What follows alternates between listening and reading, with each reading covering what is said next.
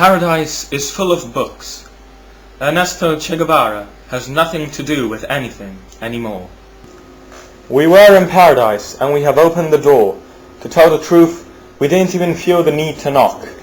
Our paradise is DMB, situated between Monza and Brugherio, where extremely tidy stacks of books climb the sky. We have forgotten to ask the Libraccio administrator, who from his DMB headquarters directs the network of Libraccio libraries, sprinkled everywhere around Italy. What has happened to his enthusiasm and to the mobilization of militant leftist students involved in social policy many years ago? We know, for we have read previous interviews, that Eduardo Sciascia does not deny and does not mitigate the left wing's political commitment at the time. Being himself a chaotic student, he is also the founder, along with Silvio Parodi, Titian Ticozzelli and Piero Feccia, of the most exciting chain of bookstores in Italy. Why are we talking about Paradise? And why would its libraries be so exciting? Why are there book discounts ranging from 20% to 70% of the original price? Even our wallet seems to rejuvenate at the thought. The Libraccio Paradise is a reality, and business describes it with numbers. The Libraccio has an annual turnover of over 50 million euros. Let's not forget to say to Mr. Sciascia that among his shelves we have recovered, as were trifles, The Great Gatsby, published by Penguin, Rousseau's Walks, old science fiction volumes, where the same Asimov explains the term robot, and a fantastic story by John Wyndham. Have you visited our new library on the Navigli, in Milan? Asks Sciascia. We inaugurated it 2 months ago to celebrate our Libraccio's 30th year of life since the birth of our group. And books for €2. Have you seen any nowadays? There are a mountain. We answer that those books are too expensive, because in the Libraccio library we found some costing only between 50 cents and €1. A treasure for those seeking trifles and books.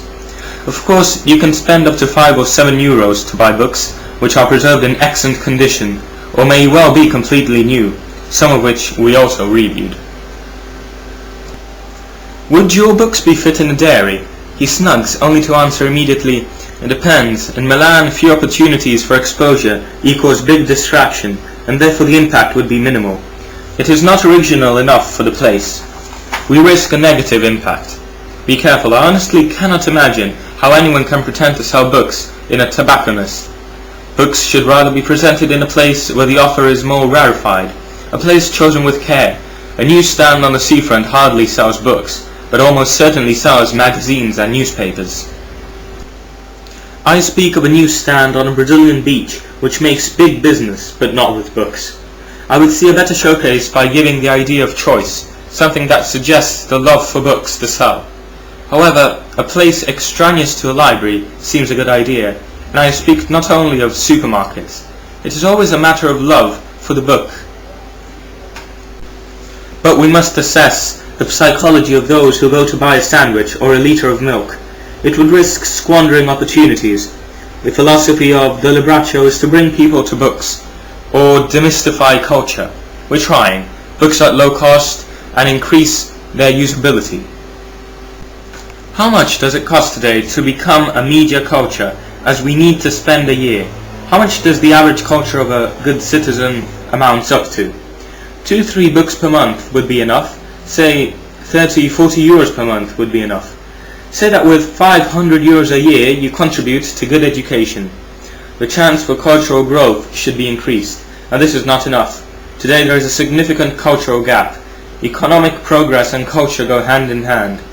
However, our society continues to underestimate culture.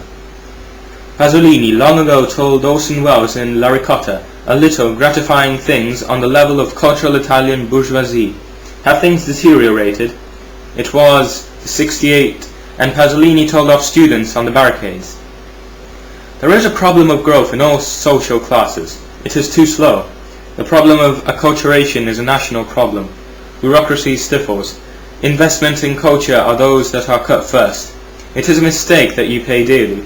A changing society is a society that invests in cultural growth of its citizens.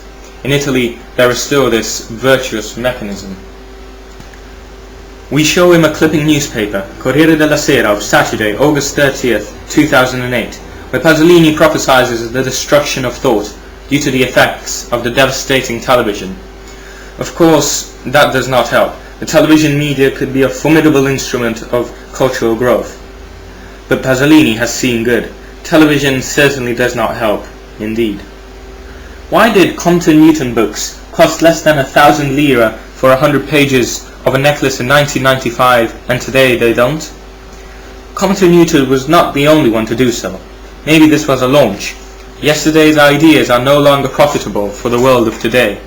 Market laws cannot be evaded.